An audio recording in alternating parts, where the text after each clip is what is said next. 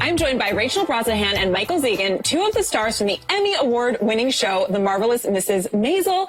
Thank you so much for joining me, and welcome back. Thank you. Yes, it's good to be back. Wonderful. Well, I have to tell you, when I first saw this show, I was just shook because it reminded me so much of my family and my life as an East Coast Ashkenazi Jew here. In the 1950s? Cool. In the 1950s, exactly. But it felt like people I knew and the culture that I have known was really reflected to me in the show. So I want to know, I know you yourself are not Jewish and I understand acting, but what was it like to step into this world? It's been really, really fun. I mean, we're time traveling back to the 1950s. The scripts have been amazing. We have, I would say, the best cast in the biz. I second that.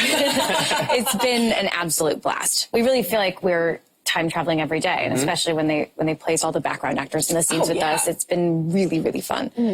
What was it like for you to do the show? Did you get any pressure from family or anything? No, they love it. I mean, I think it really hits home for my family because I am Jewish, and I think, you know, my parents kind of grew up around that period of time. So, yeah, they love it. They love it. Well, I love the show, as I have made clear to you, I hope. But I do want to read this tweet from a fellow fan. So far in The Marvelous Mrs. Maisel, there seems to only be one thing Midge isn't obscenely, unabashedly amazing at: actually taking care of / giving a shit about her children. Where are they ever? So this is a question we've seen asked a lot. Yeah. What do you make of it? Is it just that, like, moms cannot catch a break no matter where they are and what the heck they're doing? Yeah, why don't they ask that about Joel? They don't. And honestly, I do feel that way. They don't ask that about Joel. Most of the criticism in that regard has been leveled at Midge, and I suppose it's because the expectation is that he wouldn't be as present and wouldn't be around as much. But, you know, it's not a show really about Midge parenting. It's a show about Midge following her dream as a stand-up comedian. She's not parent of the year, but I appreciate, as a woman, I mean, I don't have children, but I appreciate that this is a different kind of motherhood than the one I've seen. And for some people, maybe this is a more accurate representation of it. I don't think she hates her children. I think she loves them very much. Yes. You know, that's something that people say a lot. But also, this hasn't been a conversation that I've seen surrounding other shows with male leads who are also sometimes self-involved in their pursuit of a new dream. And so that's been kind of frustrating. Well, speaking of the children, I have to say you both have posted Instagrams of the doll that you used to play your daughter, Esther. And, like, this doll is terrifying. I think this doll is going to, like, find me and haunt me in my dreams. How do you act around that thing? There's a few of them. Yeah, we don't typically use it when we're filming. It's usually just for rehearsals. And actually, I would say that doll is heavier than the actual baby. Much heavier. It's like you're like lugging that thing around. Yeah, it's not just scary. It's made heavy. of silicone. It has really gross orifices. It's sticky. Like, oh my it's God. Sticky. Like its head is sticky. Ew. Yeah. You can open its mouth and it like collects dust in there. We put a few cigarettes in there. We are a better parent. True. Yeah. Season 3 is in production, and we know that Carrie Elwes of the Princess Bride fame is joining, as well as Sterling K. Brown. Can you tell us anything? Carrie Elwes was in Princess Bride. Thank you. Sterling K. Brown is on a wonderful little show called This Is Us that some of us have seen. Okay, what if I, like, take a guess? Can you, like, blink twice if I'm, like, Columbia professor? I'm dying to know what you think. Maybe, I was thinking, like, one of them is maybe a club manager, like, on your tour or something like that. Okay. I was thinking, like, a love interest for Midge's mom. Maybe what about Tony Shalhoub? Oh, yeah. Maybe Tony Shalhoub. Yeah, I don't know. I'm intrigued. I'm trying to get, like, any bits and pieces of information here. We can't say a word other than that. Well, no, I shouldn't say that either. But I have been fortunate enough to shoot a couple days with Sterling, and it's been a blast. He's amazing, and he's a really, really exciting addition to the show. They both are. Well, I understand that he came on the show after you talked to him on a red carpet. Like, how does that actually go from talking to somebody on a red carpet to then doing the show?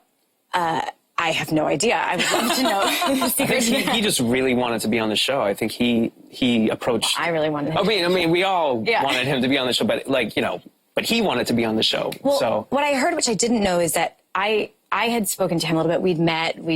had a mutual love fest, and that he'd also been talking to Amy and Dan. So Yeah, I had meanwhile been running around saying Sterling K. Brown should be on the show to whoever would listen, and Amy and Dan had been talking to him, and I had no idea he was joining the show actually until I said something to Dan one day, and he was like, well, we're talking to Sterling, and I was like, what? And was very excited about that. Excellent. Well, you mentioned Amy and Dan. Amy Sherman-Palladino, of course, is the beloved showrunner of the show and, formerly of Gilmore Girls. And I was reading an interview that you did with Billy Porter in Variety, and you talked about how I think some of the background actors are dancers for the pacing of the show, that Amy has you speak really quickly with the characters. How much of an impact do those, really detailed directions have? Are there any other things that she has you do that really kind of add to the sensibility of the show? I think those are two major parts of it. Pace. Pace. It's never fast enough. Our scripts are like 90 pages at this point. They've gotten longer. What? Yeah, they're really, really long. So we have to talk even faster. Yeah. So, pace is huge. And, I mean, the whole thing is like a dance because, when we get to set, we don't really have much rehearsal prior to shooting. So the whole, the first 10 takes are really trying to figure out where the camera's going to be, where we're going to be, and then pace. Once we figure it out, then she comes over. She's like, speed it up. Well, she likes movement in all parts of the show. So one of the coolest things that I wish there were more videos. We should take a good one of Jim doing some of the craziest shots that he shoots. He's our Steadicam guy. Our Steadicam operator, Jim McConkey, does some of the coolest shots and choreographs them so heavily with Amy. I can't say what it is, but we did a shot that was almost 9 pages long, I want to say,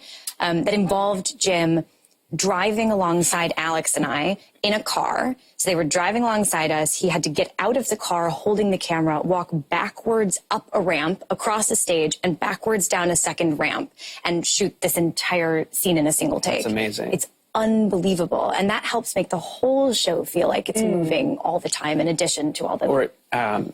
Even when we did that, the scene in the last episode last year where I'm proposing to you. Oh, yeah. And the camera, he was walking backward. Actually, that was Larry, his brother. Jim and Larry, they're the steady the Wonder Kid. They're the team. Yeah. And he was backing up and then hooked the camera up to the crane, and then the crane ran at me with the camera, got this tight shot of me saying yes. Yeah. Ran backwards with the camera, hooked it to a crane, and the crane went up just as we started dancing. It looks seamless. Like you would have no idea. That's amazing. I can barely walk from one set to the other in the studio without tripping over myself. Me too. It's really something to hear about, these folks doing that. But I want to play a little game with you both. I have obviously been very effusive about this show and your work, but we here on A&DM are especially big fans of your co-star, Tony Shalhoub. Yes. I learned about a new term, the Shalhoubissance, which is apparently it's a thing. It's happening. We even did a whole Man Crush Monday segment about him. So we wanted to play a game we're calling Tony or Bologna. And I'm going to read a fact about Tony Shalhoub, and you have to tell us if it's true or false, but we have prompts, of course. So you have these. If it is true, you can show Happy Tony. If it is Bologna, you can show Bologna Tony. Bologna Tony. So please, you each get one. Oh my gosh. And if you could please just make sure that you hold it up to the viewers so they can get a good look at those faces.